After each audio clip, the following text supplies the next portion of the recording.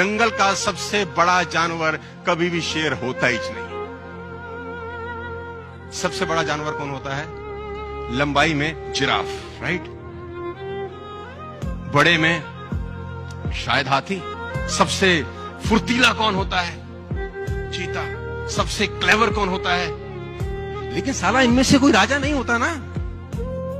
तो ये क्वालिटीज चाहिए इन्हें ना रूल करने के लिए। राजा कौन होता है? उसमें ऐसी कोई क्वालिटी नहीं है, ना ऊंचा है, ना भारी है, ना फुर्तीला है, ना क्लेवर है।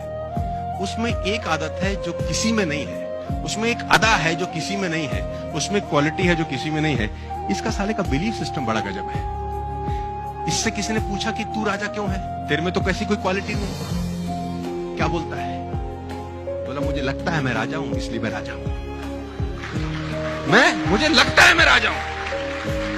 अब इस बिलीफ सिस्टम से होता क्या है? एटीट्यूड चेंज होता है, एक्शन बदल जाता है। हाथी ने शेर को देखा, शेर ने हाथी को देखा, एनकाउंटर हुआ, आंखों का आमना सामना हुआ। अब हाथी ताकतवर है कि शेर? कॉमन सेंस देखो, हाथी ताकतवर है। अगर वो पैर डाल दे तो मुझे लगता नहीं शेर कभी खड़ा हो सकता है। वो सूंड में लपेट के फेंक दे तो शेर हमसे 100 फुट दूर जाए। लेकिन हाथी को ऐसा लगता ही नहीं। जब दोनों आमने सामने देखते हैं तो हाथी के दिमाग में शेर को देखते ही आता है, ईटर, ये खाएगा। उसके थॉट प्रोसेस में क्या रहता है? अब शेर ने जैसे हाथी को देखा, उसके थॉट में भी आता है लंच, मैं इसको खा सकता हूं। तो जो जैसा सोचता है वैसा ही एक्ट करता है। हाथी डिफेंसिव मोड में जाता है और शेर अटैकिंग। लेकिन हाथी क्या शेर से ताकतवर नहीं है? तो जवाब है।